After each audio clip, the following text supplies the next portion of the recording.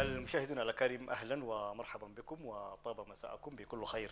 هذه حلقة متجددة من برنامجكم حوارات، والتي نحاول من خلالها أن نتناول العديد من المحاور التي تتعلق بالتعليم وبالعملية التعليمية. سادتي المشاهدين، يجيب على أسئلتنا الأستاذ عبد القادر ديني، عضو شعبة اللغة العربية بقسم التعليم العام.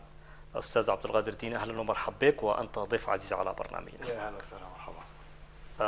طيب أستاذ عبد القادر، بداية مدخل لبرنامجنا، يا ريت لو ننور المشاهد الكريم عن مفهوم التربية بصورة عامة. اولا عموما مفهوم التربيه قبل ما ندخل في تعاريف، نعم. بحيث نقدر نخاطب كل الناس، خلينا نبدا. متى تبدا التربيه؟ نعم. التربيه تبدا من قبل الولاده. قبل الولاده يعني الاستعداد الابوين لقبول ضيف جديد، ضيف جديد معافى وسليم. نعم. ومن هنا الرعاية التي تقدم للأم أثناء الحمل من خلال متابعة الأمور الصحية ومتابعة التغذية والجو النفسي الهادئ وكذا. نعم. هذا يهيئ أنه يكون عندنا طفل مولود جديد تم الاستعداد له سلفا.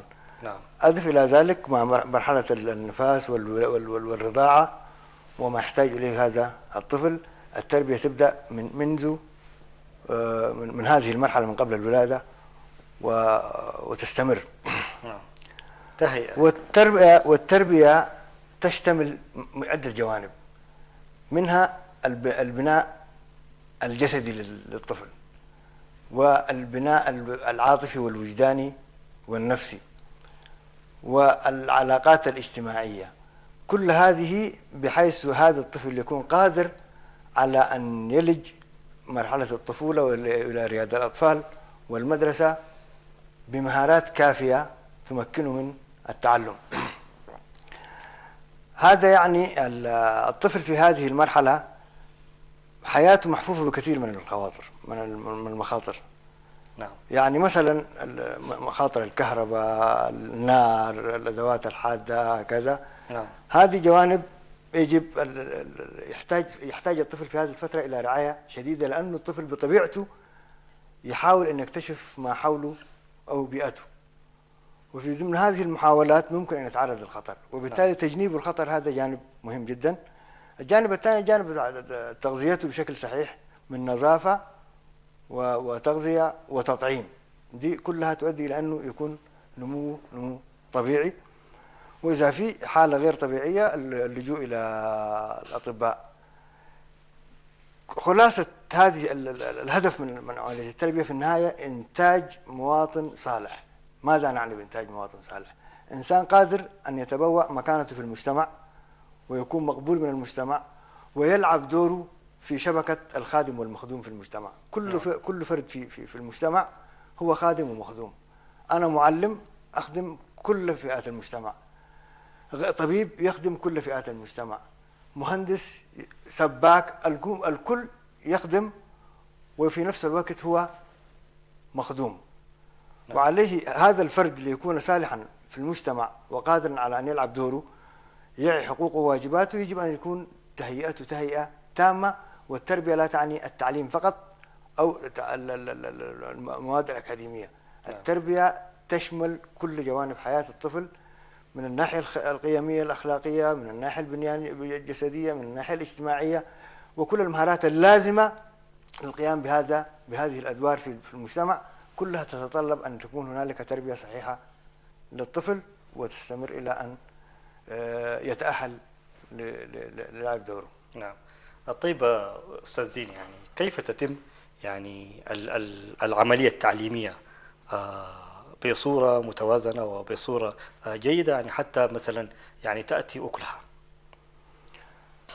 العملية التعليمية لها محاور. نعم. التلميذ، المدرس، والأسرة. ولما نجي والكتاب، نعم، المقرر، معلم مؤهل قادر على تنفيذ المنهاج، منهاج جيد قادر على تعليم الطفل،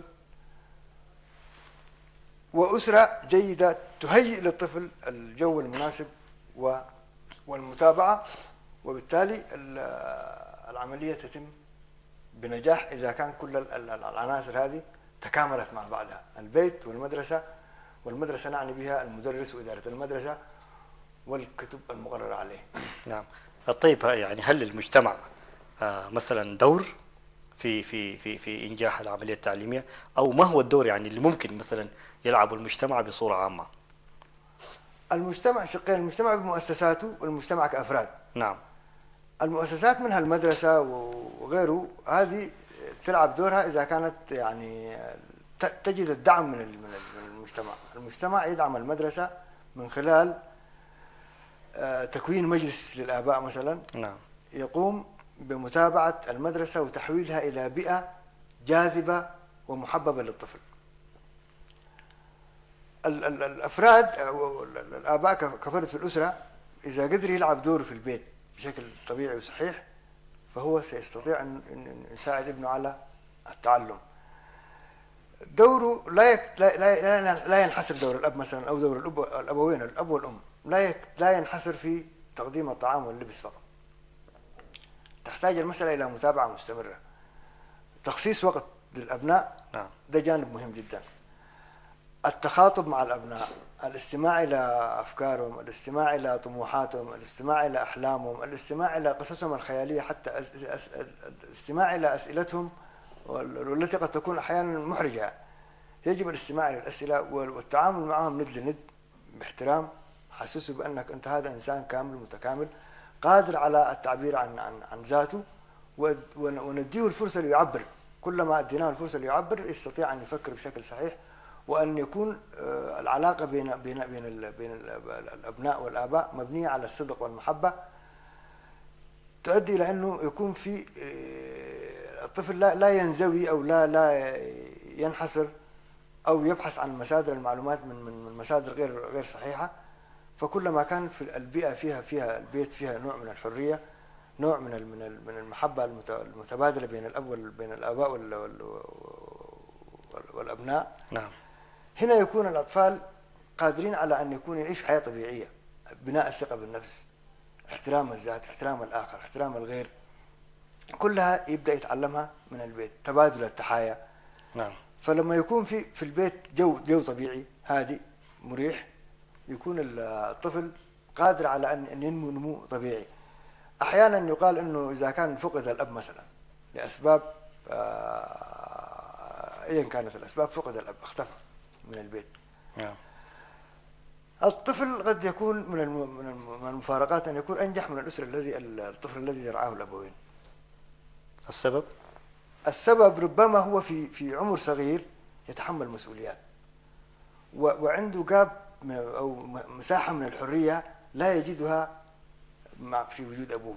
قد يكون بعض الآباء آباء متسلطين قاسين وكذا، فهذا الطفل أدي له مساحة من الحرية أو خلقت له مساحة من الحرية بظروف غير طبيعية أو مؤسفة، مكنته من أنه يتحمل المسؤولية في عمر أكبر، وبالتالي يؤدي إلى نضج أسرع وتحمل مسؤوليات في عمر صغير. فتكون ناجحة. طيب ليش ما نعكسها نحن؟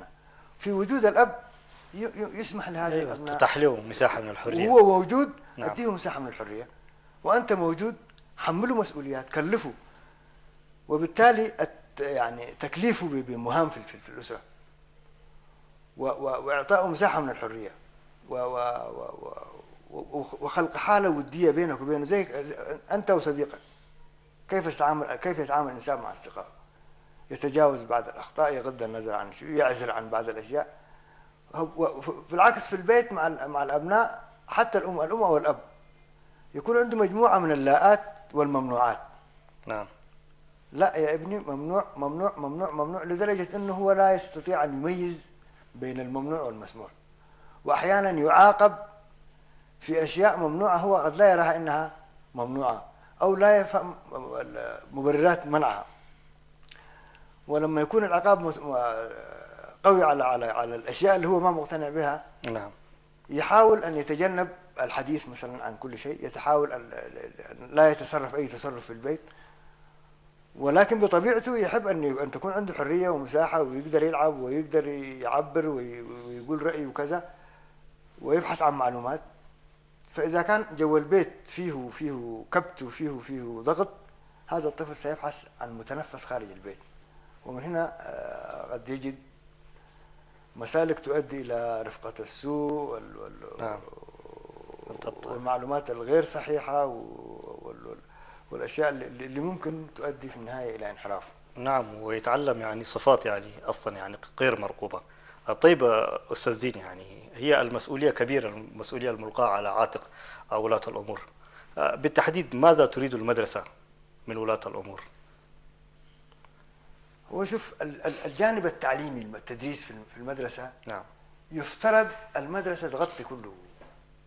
الطالب ما يتعلمه في المدرسة المفروض تكتفي بالمدرسة تكون قادرة على تعليم الطفل.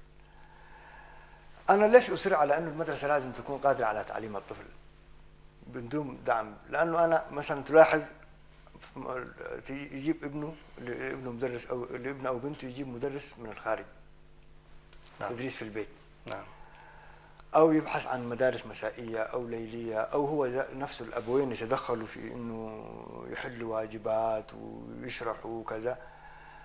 المهنة أولا مهنة التدريس مهنة، وهذه المهنة لها أصولها. نعم، وعليه المدرسة هي التي تقدم هذه المهنة. الأب والأم فقط مهمتهم تهيئة الجو المناسب للأبناء ومتابعتهم. تهيئة الجو المناسب، متى يذاكر، ماذا يحتاج في المدرسة من أوراق وأقلام ودفاتر وغيره وكذا، والأدوات التي يحتاج لها، والمساحة الكافية من الزمن اللي يمكن يذاكر فيها وكذا. وبعدين متابعة كراسات التلميذ، هل التلميذ في المدرسة كتب، تابع، شوف تواريخ الدروس، التصحيح وكذا. أما مسألة التدريس مسألة تخص المدرسة. إذا عجزت المدرسة عن أنها تقدم الخدمات التعليمية بشكل صحيح، هنا وعدم رضا الوالدين عن أداء المدرسة، نبدأ نلجأ إلى أننا نجيب مدرس خصوصي ونحاول نجتهد بنفسنا وندرس ونسلمه الأشياء ثانية. عليه الوالدين صحيح يعني الكل يرغب في أنه يكون ابنه ناجح، نعم، أو بنته ناجحة. بالضبط. الرغبة هذه عشان تتحقق، بس فقط أنت لو قمت بواجبك في البيت في أنك تهيئ الجو المناسب للمذاكرة، المدرسة هي التي ينبغي أن تقوم بهذا الواجب. والوضع الغير صحيح يجب أن يصحح، يعني من خلال تأهيل المعلم وتجهيزه وتسليح المدرسة بكل المواد المطلوبة للعملية التعليمية. وبالتالي دور الأسرة ينحصر في تهيئة الجو والمتابعة. أما التعليم فهذه مسألة مهنية خاصة المفروض يقوم بها المدرس. طيب أستاذ ديني، باعتبار المعلم هو محور العملية التعليمية، طيب من هو المعلم الذي يقود هذه العملية التعليمية إلى بر النجاح؟ المعلم تبدأ من المسألة الشق الأول، كيف تم تأهيله؟ نعم. تأهيل المعلم ليكون قادر على التعليم ده شق أساسي جدا. نعم. أيا كان التأهيل، الجانب الأخلاقي مهم جدا، ممارسة أخلاقيات المهنة. المعلم نفسه هو من فرص المعلم هو الإنسان الذي يتعلم يوميا، يتعلم باستمرار. وعليه المعلم يكون قادر على أنه مثلا هو حط خطة سنوية وبدأ بتنفيذها في الخطط الأسبوعية والحصص اليومية، قيم أداؤه كمعلم وتحصيل التلاميذ. من خلال هذا التقييم يكتشف مواطن الخطأ في سواء كان في الطريقة التي اتبعها، الوسيلة التي استخدمها، وتحصيل التلاميذ. عليه يجب دائما أن يسعى لرفع مستوى تحصيل التلاميذ من خلال تقييمه لذاته، تقييمه لأدائه، والبحث عن كيفية تحسين أدائه.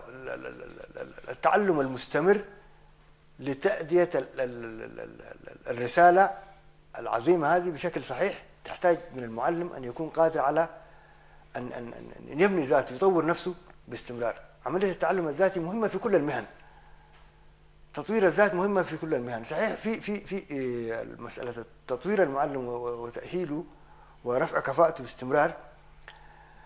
الوزارة تلعب دور في هذه المسألة، بعد المدارس بمبادرات خاصة منها تلعب دور، والدور الأهم المفروض يكون يلعبه المعلم نفسه. نعم. إذا كان المعلم نفسه ما عنده استعداد لتطوير ذاته، حتى لو دخلت في ورشة عمل لمعالجة أوجه قصور معينة، لمعالجة وضع معين، فهنا إذا كانت الرغبة ما نابعة من المعلم نفسه في التعلم، سواء كان التعلم ده بشكل نظامي وقدمته له الوزارة أو المدرسة أو مجلس الآباء أو أي مؤسسة راغبة في تطوير أداء المعلم، هو نفسه إذا كان ما عنده الرغبة في إنه يسعى يطور إمكانياته، العملية لا تنجح. شكرا جزيلا أستاذ ديني. كان هذا يعني حوار يعني جيد، وحوار يعني يحمل العديد من القيم والمفاهيم التربوية. نرجو أن نستكمل ما تبقى من حوارنا في الجزء الثاني من حلقتنا القادمة في برنامج حوارات. المشاهدون الأكارم، نكتفي بهذا الوقت على أن نكمل ما تبقى من حديث مع الأستاذ عبد القادر ديني في الحلقة القادمة من برنامج حوارات. وقتا ممتعا نتمناه لكم مع بقية فقرات برامجنا، وإلى أن نلتقيكم في أمان الله.